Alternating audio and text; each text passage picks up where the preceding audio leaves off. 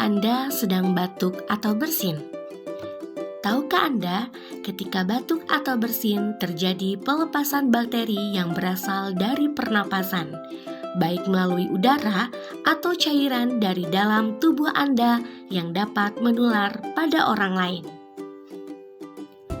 Namun, hal tersebut dapat dicegah dengan cara menerapkan etika batuk dan bersin secara benar.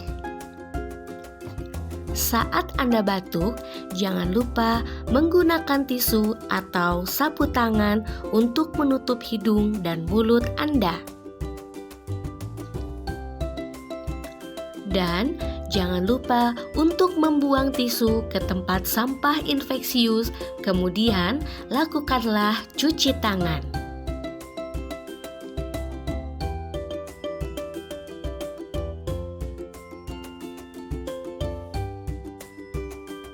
Jika Anda tidak membawa tisu atau sapu tangan, maka gunakanlah lengan bagian dalam Anda.